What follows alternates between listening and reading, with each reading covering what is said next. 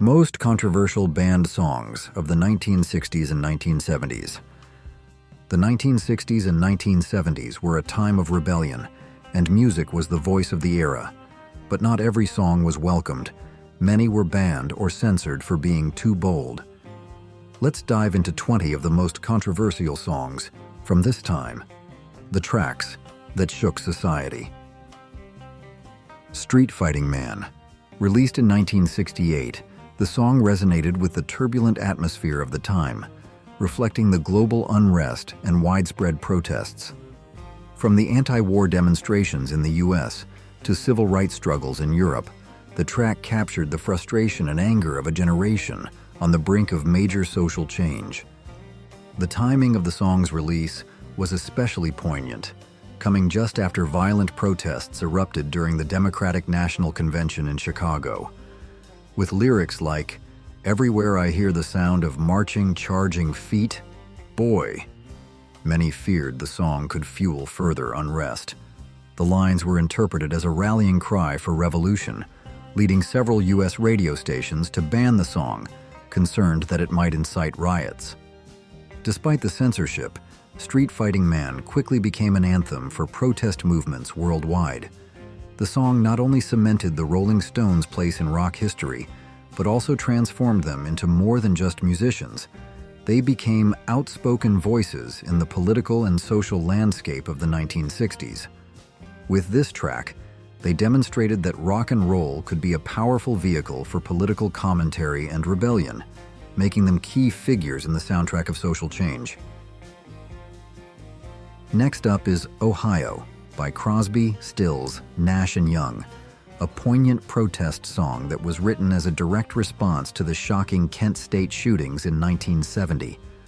The tragic incident, where 4 unarmed students were killed by the National Guard during a protest against the Vietnam War, rocked the nation and sparked outrage. Neil Young, who was deeply affected by the images of the event he saw in Life magazine, penned the song almost immediately. His lyrics, brimming with raw emotion, capture the collective anger and sorrow of a country mourning the senseless deaths of innocent young people. With powerful lines like "Tin soldiers" and "Nixon's comin'," Young placed blame squarely on the government, specifically President Richard Nixon, for the violence. This blunt political message made many radio stations wary of playing the song, fearing the potential backlash from authorities. Despite the risk, Ohio became a lightning rod for the anti-war movement, with its call for justice resonating strongly with the youth of the time, who felt increasingly alienated from the government. The song was written, recorded, and released within just a few weeks of the Kent State tragedy, making it one of the quickest musical responses to a national event in history. Ohio stands as a powerful testament to the role of music in reflecting and amplifying the political and social turbulence of the 1960s and 1970s. It remains an enduring symbol of protest, highlighting the deep divide between the government and the young, disillusioned generation. I Am the Walrus. By 1967, they were more than just a band. They were true cultural icons, always pushing rock music into new and uncharted territory. One track that really showcases their bold experimentation is I Am the Walrus. It's one of their most mind-bending songs, crafted to leave fans and critics scratching their heads. John Lennon intentionally filled the lyrics with strange, almost nonsensical phrases, and true to form, listeners were left confused, trying to figure out what it all meant. But here's where it gets interesting. While the odd lyrics certainly baffled people, it wasn't the words themselves that got the song into trouble with the censors. The real issue came from one line. "Boy, you've been a naughty girl. You let your knickers down." In 1967, British radio found the word knickers too risque, and as a result, the BBC banned the song. The irony: the ban only made the track even more popular, turning I Am the Walrus into a beloved anthem for those who appreciated the Beatles' daring, avant-garde style. Next on our list is the Kinks with their unforgettable 1970 hit, Lola. This song dives into a story that was quite groundbreaking for its time. A man's romantic encounter with a transgender woman. Tackling such a bold and progressive topic was rare in the rock scene, and Lola stood out for its honest and unapologetic storytelling. Surprisingly, though, the controversy surrounding the song had nothing to do with its themes. Instead, it was a single word that caused all the drama. The original lyrics included the line, "where they drink Coca-Cola," which ran afoul of the BBC's strict no advertising policy. But the Kinks weren't about to let a product mention silence their hit. In a clever move, they re-recorded the track, replacing Coca-Cola with Cherry Cola. Problem solved. This small change allowed Lola to dominate the airwaves and become a chart-topping success. The song, inspired by a real-life moment lead singer Ray Davies witnessed in a Paris nightclub, not only became a classic, but also opened the door for conversations about gender identity, something virtually unheard of in mainstream music at the time. It's a testament to the Kinks' innovation and their willingness to challenge societal norms. Brown-Eyed Girl. With its upbeat melody and warm, nostalgic feel, this 1967 hit quickly became a crowd favorite and has since cemented its place as one of the most recognizable songs of all time. It's hard not to sing along to the carefree vibe that captures the innocence of young love and simpler days. But even a song as cheerful as this wasn't without its share of controversy. The line, "making love in the green grass," raised eyebrows at the time, with many considering it too risque for mainstream radio. To dodge the backlash, radio stations opted for a toned-down version, swapping the lyric for "laughin' and a-runnin', hey, hey." Despite the censorship, the track remained a massive success and solidified Van Morrison's reputation as a musical powerhouse. What many fans might not realize is that Brown-Eyed Girl was originally written about an interracial relationship, a bold and provocative subject in the politically charged atmosphere of the 1960s. This layer of meaning only adds to the song's depth and highlights its subtle challenge to societal norms of the time. It's a testament to Van Morrison's talent for blending catchy tunes with meaningful storytelling. Which of these banned songs from the 60s and 70s do you think had the biggest impact on music history? Let us know in the comments. God Save the Queen. Dropping in 1977 during Queen Elizabeth's Silver Jubilee, the track pulled no punches in its critique of British institutions. With incendiary lyrics like, "God save the Queen, she ain't no human being," it was a raw and unapologetic swipe at the monarchy and the establishment, a move that shocked the nation. Unsurprisingly, the backlash was swift. The BBC banned the song outright, and record stores across the UK refused to carry it, viewing it as an insult to national pride. But as often happens with controversy, the ban only amplified its appeal. The track became a rallying cry for Britain's disillusioned youth, capturing the anger and frustration of a generation fed up with a system they felt had failed them. What's more, many fans believe the song was unfairly denied its rightful place at #1 on the charts. Rumors persist that God Save the Queen outsold the official top single of the time, but was deliberately held back to avoid stoking further outrage. Regardless, the track cemented itself as a punk rock milestone, a rebellious anthem that still resonates with those who challenge authority and demand change. Let's spend the night together. In an era when overt references to casual relationships were still taboo, this song boldly stepped into controversial territory with its suggestive lyrics. The track openly hinted at casual sex, raising eyebrows and sparking debates about its appropriateness. When the band performed the song on The Ed Sullivan Show, it became clear just how provocative the song was.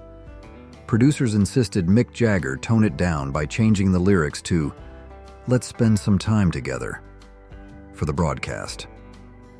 Jagger agreed, but not without a cheeky twist. He exaggeratedly rolled his eyes each time he sang the revised line, adding a rebellious edge that fans couldn't miss.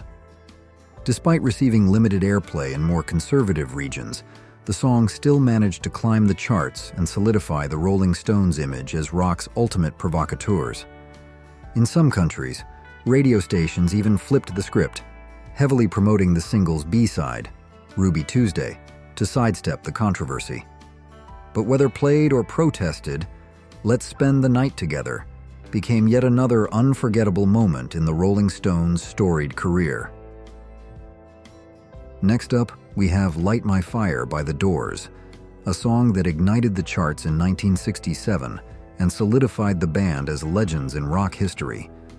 This seductive blend of rock, blues, and psychedelia captivated audiences, making it an instant classic. But it wasn't just the sultry sound or Jim Morrison's magnetic vocals that grabbed attention.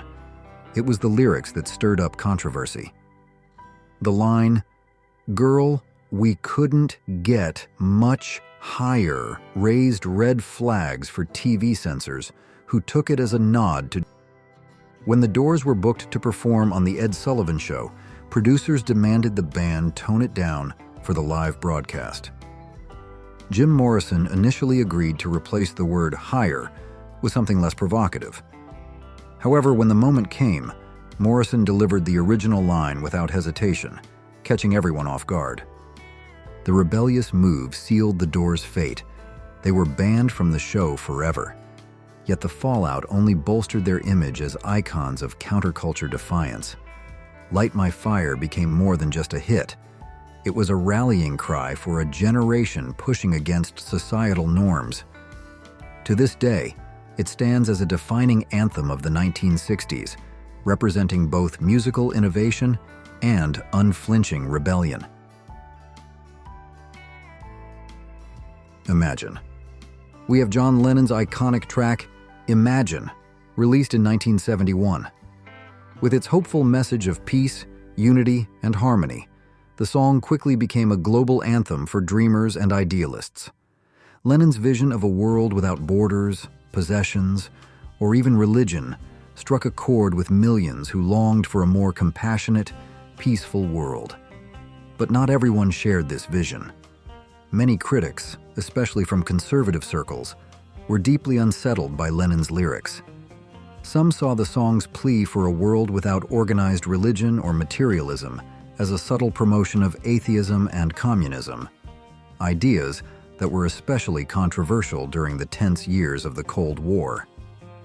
These critics argued that Lennon was encouraging people to abandon their core beliefs, which led to the song being banned in certain regions, particularly in places where anti-communist sentiment was strong. Despite the backlash, "Imagine" became one of the most enduring and celebrated songs in history. Its message of peace and hope transcended political divides, and the song became an anthem for numerous humanitarian movements. The very piano Lennon used to compose the song was later toured around the world as a symbol of peace, further amplifying the song's profound impact. Over time, "Imagine" has grown into a timeless reminder of the power of music to inspire change and unite people across the globe. Next up, we have Barry Maguire's powerful protest anthem, "Eve of Destruction." Released in 1965, this song captured the anxiety and disillusionment felt by many during the Cold War, resonating with youth who were deeply concerned about the threat of nuclear war, political corruption, and social unrest. Maguire's passionate delivery, especially on lines like, "You're old enough to kill, but not for votin'," struck a nerve with young listeners who felt alienated by the world around them. However, the song didn't sit well with many older, more conservative audiences. Its raw, unfiltered critique of government leaders and the state of the world led some to label it as unpatriotic. Several radio stations in the U.S. banned the song, deeming it too bleak and demoralizing, while the BBC also refused to air it, citing its controversial political content during a tense time in global affairs. Despite the censorship, Eve of Destruction shot to the top of the charts, sparking widespread debate and conversation about the state of the world. Maguire recorded the song in just one take, and the emotional strain of the lyrics can be heard in his cracking voice, which only added to the sense of urgency and raw emotion in the song. In the years since, Eve of Destruction has remained a defining anthem of the 1960s protest movement, capturing the fears and frustrations of a generation determined to change the world. Please comment 1 to let me know you'll be watching this video until the end. Next on our list is Fortunate Son by Creedence Clearwater Revival, a song that became an iconic protest anthem during the Vietnam War. Released in 1969, the track sharply criticized the social inequalities tied to the military draft, particularly how the wealthy could dodge service while the working class was sent off to fight. With the powerful line, "It ain't me, I ain't no senator's son," the song laid bare the frustration of those who felt that the elites were avoiding the harsh realities of war. At a time when patriotism and military service were sensitive topics, Fortunate Son stirred controversy. Its anti-establishment message resonated with many who saw the war as unjust, but it also alienated others who viewed the song as unpatriotic. In fact, it was banned from being played on the Armed Forces Vietnam network, preventing soldiers from hearing it on the front lines. Despite the ban and backlash, Fortunate Son became a rallying cry for anti-war protesters and the disillusioned youth of America.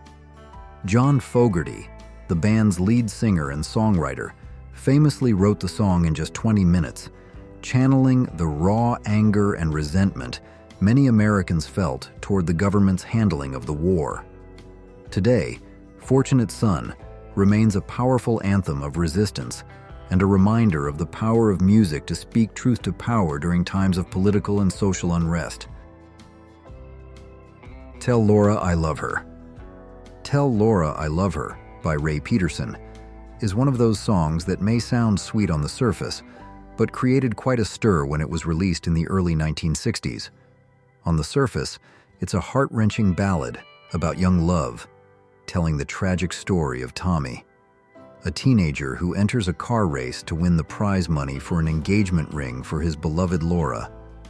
But the story takes a dark turn when Tommy dies in a fiery crash, leaving behind a poignant message for Laura. Tell Laura I love her. Tell Laura I need her. At the time, the song hit a nerve. Parents and critics were uncomfortable with the intense emotion and the dangerous romanticized notion of reckless behavior. The idea of a young man risking his life for love seemed to glamorize danger, and the fatal crash struck a chord that many felt was too much for young audiences. Radio stations across the country quickly pulled the song from their playlists, arguing that it was too morbid and could influence impressionable listeners to act recklessly. Despite the backlash, Tell Laura I Love Her became a major hit, topping the charts and earning a place in the hearts of teenagers. It struck a chord with young listeners who understood the emotions of love and loss, making it an anthem of youthful defiance. Ray Peterson may not have set out to spark controversy, but in doing so, he challenged the boundaries of what was considered acceptable in pop music storytelling.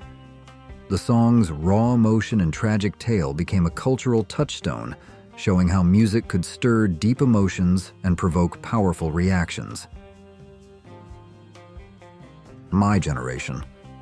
My Generation by The Who, released in 1965, quickly became a defining anthem for the youth culture of the 1960s. The song's rebellious message, especially the iconic line, "Hope I die before I get old," perfectly captured the frustration and defiance of a generation that rejected the norms of their parents. But what really caught attention was Roger Daltrey's deliberate stutter during the line, "Why don't you all fade away?" The stutter, while serving to heighten the song's sense of urgency and rebellion, raised concerns with the BBC, who initially banned the track. The concern was that the stutter might offend listeners with speech impediments, a sensitive issue at the time. Despite the BBC's ban, the song's controversy only seemed to amplify its popularity. It became a rallying cry for young people, cementing its place as an anthem of defiance and rebellion. My Generation climbed to number 2 on the UK charts and resonated deeply with the youth, becoming one of The Who's most memorable and impactful songs. The stutter, rather than detracting from the song, became a symbol of the generation's struggle to be heard and understood, adding to the track's lasting cultural significance. 8 Miles High by the Byrds, released in 1966, is often regarded as one of the pioneering tracks in the psychedelic rock genre. Its unique sound, which blended jazz influences and Indian music, was largely inspired by the experimental work of John Coltrane and Ravi Shankar. Guitarist Roger McGuinn's innovative use of his 12-string Rickenbacker guitar was designed to replicate the sound of Coltrane's saxophone, creating a mesmerizing, droning effect that became a defining feature of the song. However, the song's abstract lyrics and its ethereal, unconventional sound led many radio stations to misinterpret its meaning. The phrase 8 miles high and the dreamlike quality of the song were seen by some as thinly veiled references to drug use, especially at a time when psychedelic culture was growing in prominence. This perception, coupled with the band's experimental approach, led to the song being banned on many radio stations, despite the fact that it was about the Byrds' literal flight to London and their experiences there. Even though the band's curtailed its airplay, 8 Miles High became a hallmark of the psychedelic era and is now regarded as a groundbreaking track in the development of rock music. Its blend of jazz, Eastern influences, and rock pushed boundaries and cemented the Byrds' place in music history. A Day in the Life. A Day in the Life.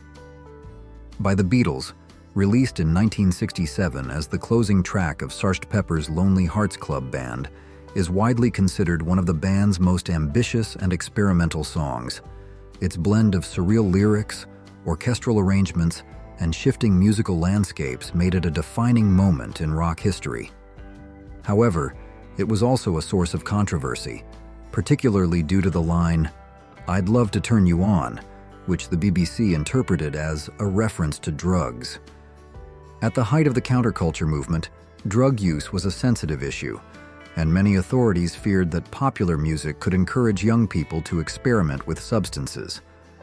Despite the fact that the Beatles themselves denied any drug-related meaning behind the line, the BBC banned the song from being played on air, arguing that it could promote a permissive attitude toward drug use. This ban only added to the mystique surrounding A Day in the Life and contributed to its status as one of the most iconic tracks of the 1960s. The controversy, paired with the song's groundbreaking musical innovation, helped solidify the Beatles' reputation as pioneers who were constantly pushing boundaries in both music and social commentary. Which song from this list do you still listen to today? Let us know why it still resonates with you. Mississippi Goddam by Nina Simone, released in 1964, is one of the most potent protest songs in American history. Written in response to the tragic bombing of the 16th Street Baptist Church in Birmingham, Alabama, and the assassination of civil rights leader Medgar Evers, the song conveys Simone's raw anger and frustration with the racial violence and injustice rampant in the South. Its bold lyrics, including lines like, "Alabama's got me so upset, Tennessee made me lose my rest," directly confronted the racial climate of the time. The song's unapologetic tone and sharp criticisms led to bans across multiple southern states. Some radio stations even destroyed promotional copies of the single, unable to bear the song's powerful message. Despite, or perhaps because of the controversy, Mississippi Goddam became an anthem of the civil rights movement, rallying those who were fighting against racial oppression. Nina Simone, using her music as a platform for social change, captured the pain, anger, and resilience of a generation seeking justice.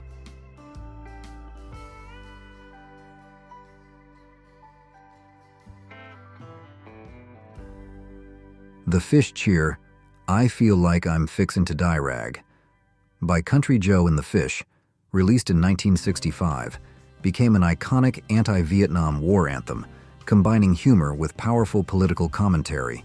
The song's infectious, 1, 2, 3, what are we fighting for? Chorus captured the confusion and disillusionment of the era, resonating deeply with the growing anti-war movement.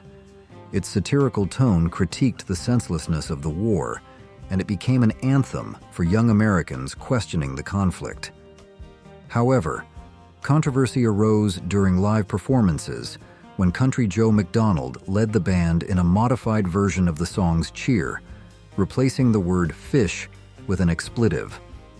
This led to their ban from The Ed Sullivan Show, one of the most influential television programs at the time. Despite the controversy, the song gained widespread popularity, cementing its place in the soundtrack of the 1960s counterculture and further solidifying its legacy as a bold statement against the war. Lucy in the Sky with Diamonds. Lucy in the Sky with Diamonds by the Beatles, released in 1967, is one of the most famous songs linked to the psychedelic era. The track's surreal lyrics, including "Picture yourself in a boat on a river, with tangerine trees and marmalade skies," contributed to its dreamlike atmosphere, perfectly complementing the experimental music of the time. However, the song became controversial due to its initials, LSD, which many listeners and critics assumed was a reference to the hallucinogenic drug. Despite John Lennon's claims that the inspiration came from a drawing his son Julian made of a classmate named Lucy, the BBC was skeptical. They banned the song from airplay, fearing it might encourage drug use. This ban only heightened the public's fascination with the track, making it one of the most debated songs in rock history. Brown Sugar.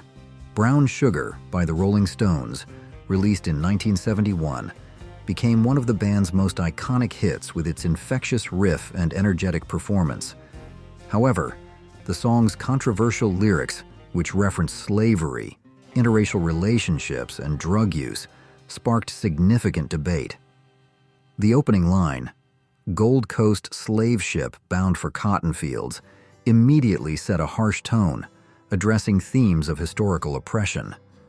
As time went on, the song faced increasing scrutiny, with many criticizing its portrayal of sensitive subjects. The controversy reached a tipping point in 2021 when the Rolling Stones decided to remove Brown Sugar from their U.S. tour set lists. Mick Jagger explained that the decision was made to see how the absence of the song would be received, acknowledging the evolving perspective on the lyrics over time. Give Ireland Back to the Irish by Wings, released in 1972, became one of the most controversial songs of its time due to its bold political stance. Written in response to the Bloody Sunday Massacre in Northern Ireland, where British soldiers killed 13 unarmed protesters, Paul McCartney and Wings used the song to voice their outrage. With lyrics like, "You are tremendous, and nobody knows like me. But really, what are you doing in the land across the sea?" The song directly challenged the British presence in Ireland. The politically charged nature of the song led to it being banned by the BBC and other British media outlets, who feared its message would incite unrest. Despite the ban, the song resonated with many listeners, reaching #1 on the Irish charts and making it to #16 in the UK. McCartney later reflected on how the song marked a turning point in his career, helping people see him as an individual artist with a voice on political issues. 20 bands we'd like to see reunite. Ever fantasized about your favorite band reuniting? Some reunions, like Oasis, feel destined to happen. Others, let's just say we're keeping our fingers crossed. From iconic rock gods to chart-topping pop sensations, we're diving into 20 acts we'd love to see grace the stage together again. Some are likely, some are long shots, and some are pure wishful thinking. Get ready to explore the world of potential reunions, where dreams collide with reality, and the possibility of musical magic hangs in the air. The Police. The mere whisper of a potential Police reunion is enough to send ripples of excitement through the music world. The thought of Sting, Stuart Copeland, and Andy Summers sharing a stage again, performing classics like Roxanne and Every Breath You Take, is enough to make it one of the most sought-after concert tickets imaginable. Such a reunion could easily rival even the fervor surrounding a potential Oasis reunion, becoming a defining musical moment of the year. However, despite the persistent hopes of fans, a Police reunion seems unlikely. The band members have repeatedly downplayed the possibility, with Sting, Copeland, and Summers all expressing little interest in revisiting their shared past. Sting, in particular, remains focused on his solo career, recently touring with his own trio and exploring diverse musical projects. Meanwhile, both Copeland and Summers have been vocal in dismissing any chance of a Police reunion, citing past tensions and a desire to move forward rather than dwell on nostalgia. Skid Row with Sebastian Bach. The desire to see Skid Row reunited with their original frontman, the charismatic and vocally gifted Sebastian Bach, has been burning in the hearts of hard rock fans for decades. Since Bach's departure in 1996, the clamor for a reunion has been a constant refrain, a testament to the impact of the band's classic lineup. While Bach has publicly stated his willingness to reunite, seemingly insurmountable business hurdles continue to block the path. Despite the ongoing impasse, both Bach and the remaining members of Skid Row have remained active in the music scene, touring and releasing new material independently. This continued activity, while satisfying on one level, only fuels the desire for a reunion, reminding fans of what could be. The classic Skid Row lineup, with Bach's soaring vocals at the forefront, produced a string of hard rock anthems that defined a generation.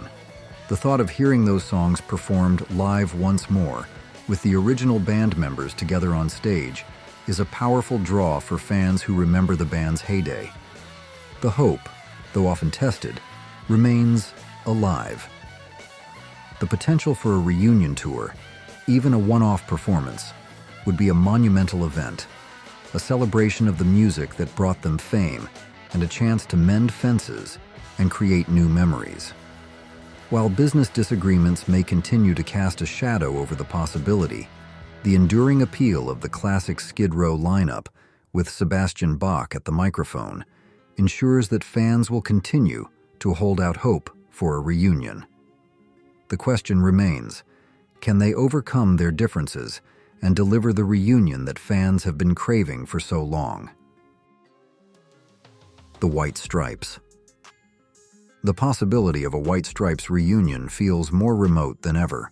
The closest fans have come to witnessing a semblance of reunion in recent years was the shared spotlight of a lawsuit against Donald Trump for using their iconic anthem, Seven Nation Army, in his campaign.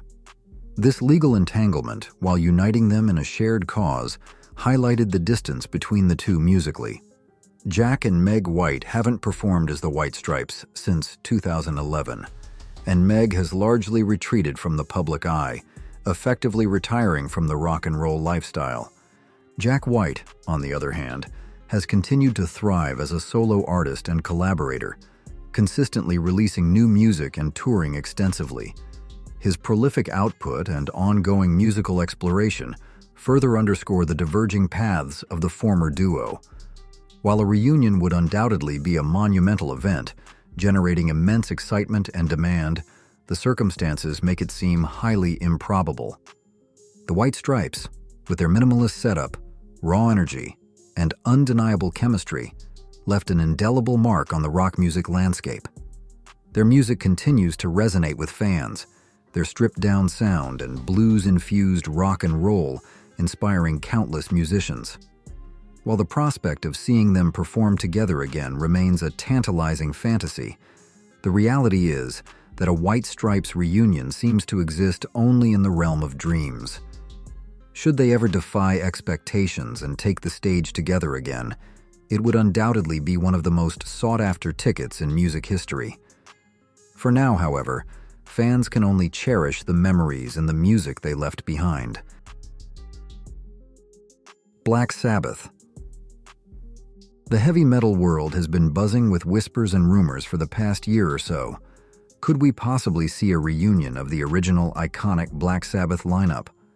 The prospect of Ozzy Osbourne, Tony Iommi, Geezer Butler, and Bill Ward sharing a stage once more has ignited the imaginations of metalheads worldwide. It's a tantalizing thought, a chance to witness the band that birthed an entire genre perform together again. Realistically, any potential reunion wouldn't be a full-blown tour.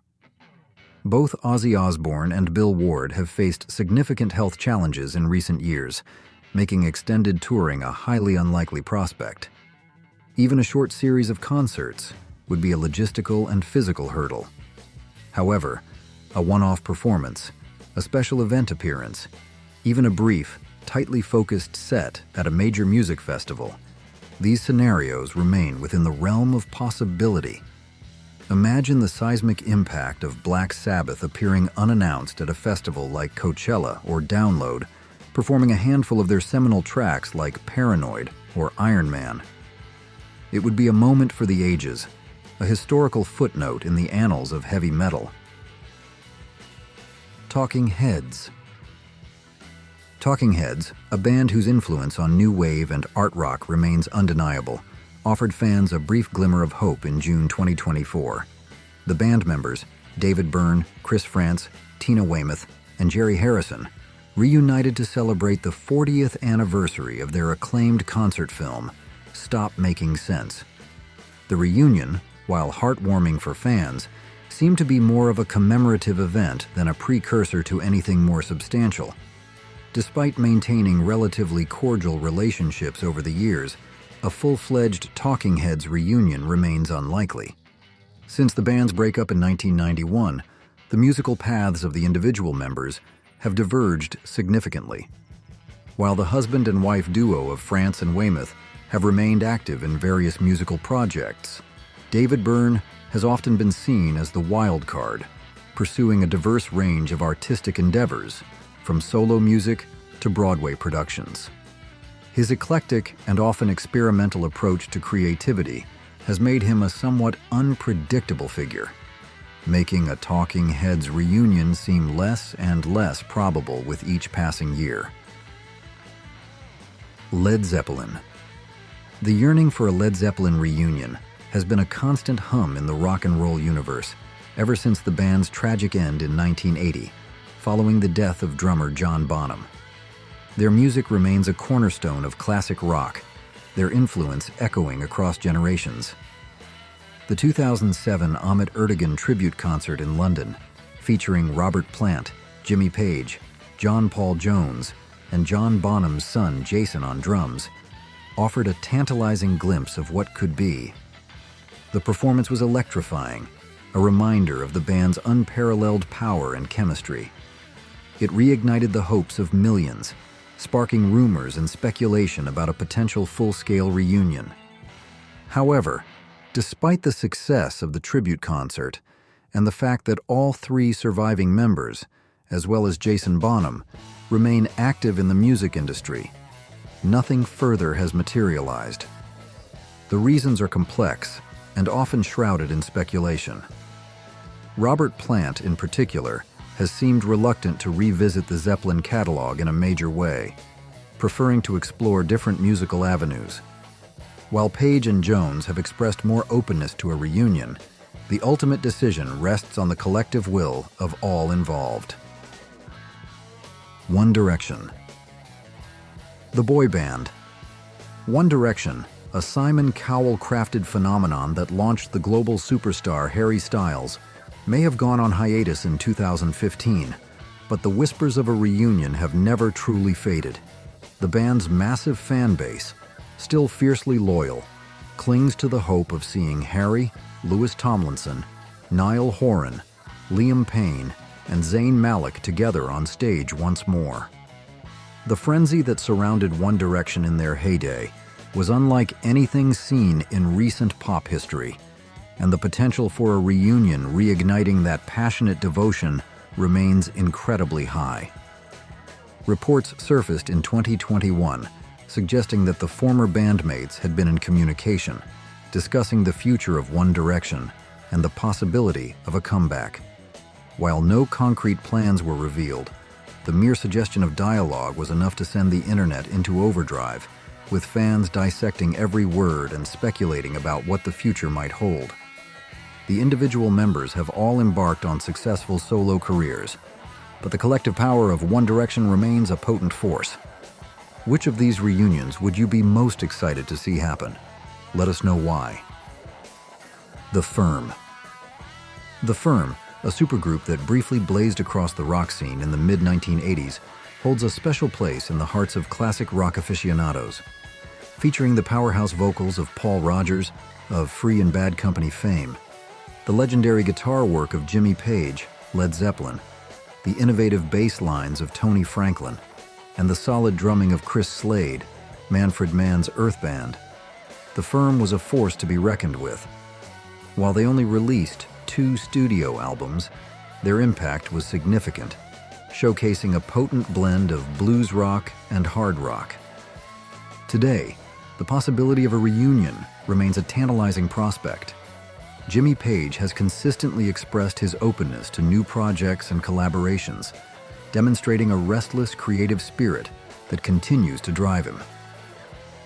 However, Paul Rodgers has faced health challenges in recent years, which could pose a significant obstacle to any potential reunion. His powerful voice was a defining characteristic of the Firm's sound, and his ability to deliver those signature vocals would be crucial for any reunion to truly capture the magic of their original run. Despite the challenges, the idea of the Firm reuniting, even for a one-off performance or a short tour, would be an absolute thrill for classic rock fans. The chance to hear songs like Radioactive and Midnight Moonlight, performed live by the original lineup, would be an unforgettable experience. It would be a celebration of a unique moment in rock history, a testament to the enduring power of talent and collaboration. While the odds may be long, the hope remains that the Firm might one day reunite and reignite the fire that burned so brightly, if briefly, in the 1980s. REM. The June 2024 performance of Losing My Religion by REM at the Songwriters Hall of Fame induction ceremony was a poignant reminder of the band's enduring magic. Seeing Michael Stipe, Mike Mills, Peter Buck, and even Bill Berry, who retired from the band in 1997, together on stage after 13 years since REM's official disbandment and 15 years since their last live performance, was a truly special moment. It offered a fleeting glimpse of what made REM such a beloved and influential band, showcasing their unique blend of jangly guitars, introspective lyrics, and Stipe's distinctive vocals. While the performance sparked a flicker of hope amongst fans for a more substantial reunion, the band members have been clear that this was a one-off event. They remain committed to their individual pursuits and seem content to let REM's legacy speak for itself. However, the Songwriters Hall of Fame performance served as a powerful testament to the band's enduring impact. Even in their current stage of their musical journeys, the magic was still palpable. Though a full-blown REM reunion remains unlikely, the brief resurgence offered fans a chance to reconnect with the music that shaped their lives. The hope, though perhaps unrealistic, persists that one day fans might have the opportunity to experience the complete live REM experience once more. For now, the memory of that single performance of Losing My Religion serves as a beautiful reminder of the band's unique artistry and lasting influence on alternative rock.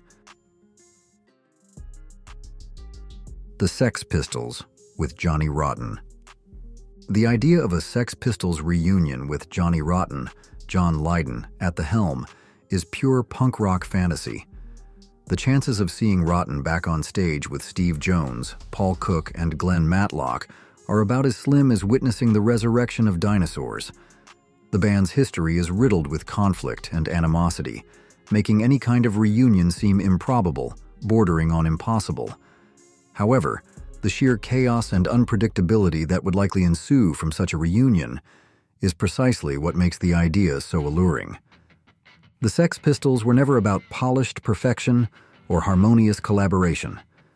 They were a force of disruption, a middle finger to the establishment, a band fueled by dysfunction and unconformity. Even if a reunion resulted in an off-key, shambolic performance, it would still be a spectacle, a testament to the band's enduring spirit of rebellion. Imagine the raw energy, the confrontational attitude, the sheer punk rock mayhem that would erupt from the stage. It might be a train wreck, but it would be a glorious, unforgettable train wreck. NSYNC.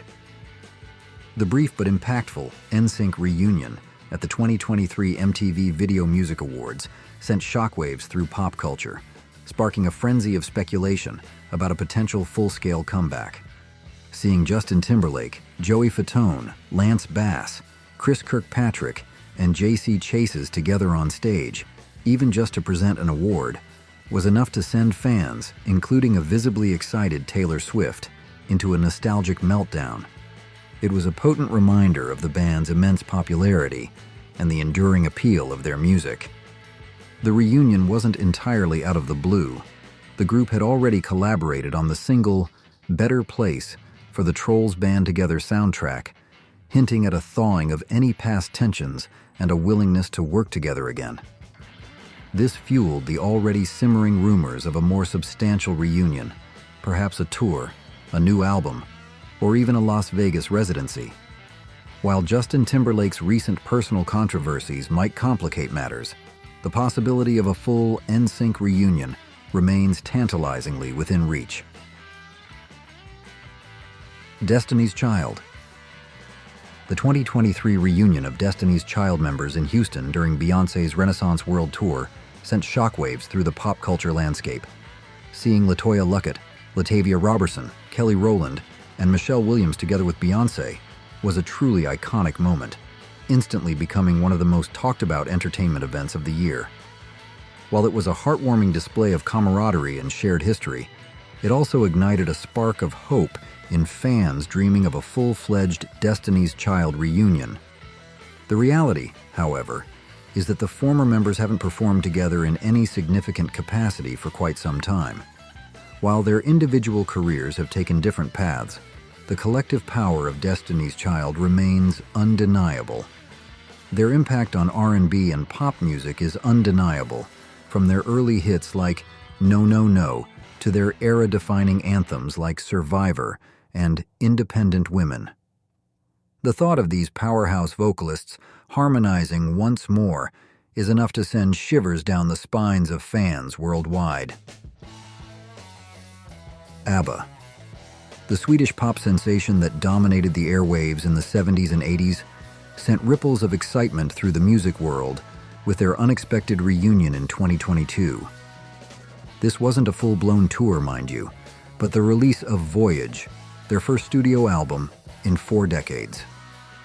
This comeback, accompanied by a virtual concert residency featuring digital avatars of the band, was a testament to their enduring popularity and innovative spirit.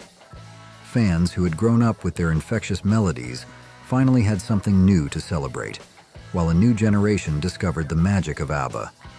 The virtual concert experience, a technological marvel, offered a unique way to experience the band's music in a modern context. However, the joy was bittersweet. In 2024, ABBA confirmed that any hopes of further reunions, even brief ones, were off the table. This news hit hard for fans who yearned to see Agnetha, Björn, Benny, and Annie Fried perform live on stage together again. Considering they are all now in their 70s, The window of opportunity for a traditional concert experience is rapidly closing. Even a single performance, a one-night-only spectacular, or a limited Las Vegas-style residency would be a monumental event. The demand would be astronomical, with tickets selling out in minutes and fans traveling from across the globe to witness this historic occasion. Financially, it would be a goldmine, a testament to their lasting impact on popular culture. Outkast. The hip-hop world continues to hold its breath for an Outkast reunion. It's been nearly a decade since Big Boi, Antoine Patton, and Andre 3000, Andre Benjamin, last performed together as Outkast in 2014, leaving a void that no other act has truly filled. Their unique blend of Southern swagger, experimental soundscapes, and lyrical brilliance made them one of the most successful and influential hip-hop acts of all time. Their absence from the stage is deeply felt, fueling constant speculation and a persistent clamor for their return. Many believe that enough time has passed for Big Boi and Andre 3000 to reconnect creatively and rediscover the magic that made Outkast so special. The pressures and expectations that led to their hiatus may have dissipated, allowing them to approach a potential reunion with a fresh perspective and a renewed sense of artistic freedom. Without the weight of having to live up to their past successes, they could explore new sonic territories and create music that pushes boundaries, just as they did in their prime. The Smiths. While the Oasis reunion has been generating its own share of drama, the Smiths have provided a compelling prequel in the realm of reunion controversies. Rumors swirled that Morrissey, the band's iconic frontman, was enthusiastic about a potential Smiths reunion tour in 2025, igniting a flicker of hope in the hearts of their devoted fan base. However, these hopes were quickly dashed by reports that guitarist Johnny Marr had firmly rejected the idea. The conflicting reports surrounding the failed reunion attempt only add to the intrigue. While the exact reasons for Marr's refusal remain shrouded in speculation, the ongoing tension between Morrissey and Marr, a long-standing undercurrent in the band's history, likely played a significant role. The Smiths, known for their melancholic melodies, introspective lyrics, and the dynamic interplay between Morrissey and Marr, remain a beloved and influential force in indie rock. A reunion would be a monumental event, a chance to relive the magic of their classic albums and witness the creative spark between Morrissey and Marr ignite once more. For now, however, the prospect of the Smiths gracing the stage together again seems remote. The conflicting reports and the history of discord between key members paint a picture of a reunion that remains elusive, a tantalizing what if that continues to fuel the imaginations of fans worldwide. While the door may not be completely closed, it appears firmly shut for the moment, leaving fans to wonder if they'll ever witness the magic of the Smiths reunited. The Replacements. The Replacements' final show on July 4, 1991, a now infamous gig where roadies ended up finishing the set, remains a bittersweet memory for fans of the influential alternative rock band. It marked the end of an era, leaving behind a legacy of raw energy, unpredictable performances, and a catalog of beloved songs. The tragic death of lead guitarist Bob Stinson makes a reunion of the classic lineup impossible, a painful reality for those who cherished the band's original dynamic. However, the band experienced a partial resurrection in 2015 when Paul Westerberg and Bob Stinson's half-brother, Tommy Stinson, reunited under the Replacements banner. This reunion, though bittersweet without Bob, offered a glimmer of hope and a chance for fans to reconnect with the band's music in a live setting. The possibility of another reunion, even without Bob, remains a tantalizing prospect. Relo Kiley. A Relo Kiley reunion would be a cause for celebration in the indie rock world. While Jenny Lewis has carved out a successful solo career, becoming an indie darling in her own right, The prospect of her rejoining forces with Blake Sennett, Pierre de Reeder, and Dave Rock remains a tantalizing prospect. Rilo Kiley, the Los Angeles-based band that released 4 critically acclaimed albums between 2001 and 2007, holds a special place in the hearts of many, and the possibility of new music or a tour continues to excite their devoted fan base. Jenny Lewis herself fueled these hopes in 2023 by expressing her openness to a Rilo Kiley reunion. This statement sent ripples of excitement through the indie music community, igniting speculation about what a reunion might look like. Given the band's healthy cult following, a reunion tour would likely be met with enthusiastic crowds eager to hear favorites like Portions for Foxes and Silver Lining performed live once more. Are there any bands not on this list that you're desperately hoping will get back together? Tell us who. Aerosmith. Aerosmith, the iconic American rock band, hasn't officially broken up, but they've effectively entered a state of suspended animation. The band's recent decision to retire from touring, largely due to frontman Steven Tyler's ongoing vocal struggles, has left fans in a state of limbo. While the band hasn't explicitly said it's the end of the road, the indefinite hiatus feels like a farewell in disguise. The real question hanging in the air is whether Steven Tyler can recover sufficiently to resurrect their recently canceled farewell tour. It was meant to be a grand send-off, a celebratory lap around the globe for the band and their loyal fans. If, against the odds, Tyler's voice returns to form and they manage to relaunch and complete that tour, it would be nothing short of a rock and roll miracle. It would be a testament to the band's resilience, their enduring connection with their audience, and Tyler's own indomitable spirit. Aerosmith's career has been marked by periods of turmoil and triumph. They've weathered storms of internal conflict, addiction, and changing musical trends to emerge as one of the most enduring rock acts of all time. They've proven their ability to bounce back time and again, and this current situation holds the potential for another remarkable comeback story. Imagine the scenes: sold-out stadiums, fans roaring along to classics like Walk This Way and Dream On, the raw energy of a band giving it their all one last time. The possibility, however slim, remains. Aerosmith might just have one more exhilarating run left in them. The rock and roll world waits with bated breath to see if the Boston Bad Boys can defy the odds one final time. Fugazi. Fugazi, the groundbreaking post-hardcore band from Washington, D.C., left an indelible mark on both the punk and alternative rock landscapes. From 1990 to 2001, they released 6 critically acclaimed studio albums, each a testament to their fiercely independent spirit and uncompromising artistic vision.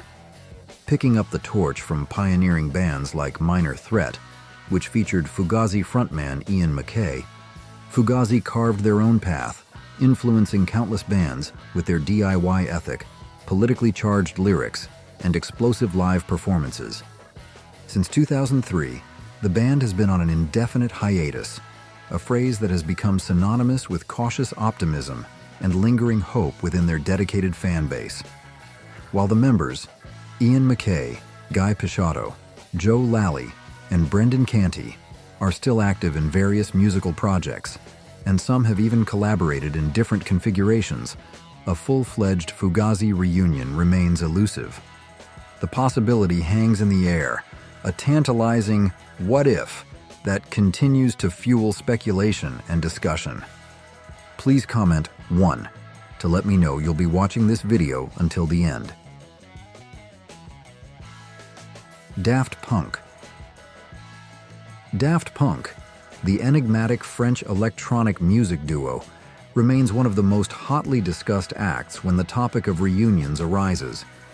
Fans constantly speculate and yearn for a comeback, clinging to the slightest hint or rumor of Thomas Bangalter and Guy Manuel de Homem Christo donning their iconic robot helmets once more. However, the duo has consistently remained aloof, never truly engaging with the swirling speculation. They seem content to let the music speak for itself, maintaining a mystique that only adds to their legendary status. Even the recent Paris Summer Olympic Games, a global spectacle held in their home country, couldn't lure Daft Punk back to the stage. Many speculated that the Olympics would provide the perfect platform for a triumphant return, a moment that could have easily eclipsed all other performances and become the defining moment of the entire two-week event. Their absence was a palpable disappointment for many, underscoring the enduring demand for their unique blend of electronic music and visual spectacle. The question remains, why the persistent silence? Perhaps they've simply said all they wanted to say musically. Maybe the pressure of living up to the hype is too daunting. Or perhaps they're simply enjoying a well-deserved break from the spotlight. Whatever the reason, Daft Punk's continued absence only fuels the fires of speculation, leaving fans to wonder if they'll ever witness the robots return to the stage again. Their music continues to inspire and influence, a testament to their innovative sound and lasting impact on electronic music. The possibility of a reunion, however remote, remains a tantalizing dream for fans worldwide. Did I miss any iconic band songs from the 60s and 70s? Let me know in the comments. If you enjoyed this deep dive into music history, check out more videos in this series. Don't forget to subscribe and share Who Remembers with your friends. Thanks so much for watching.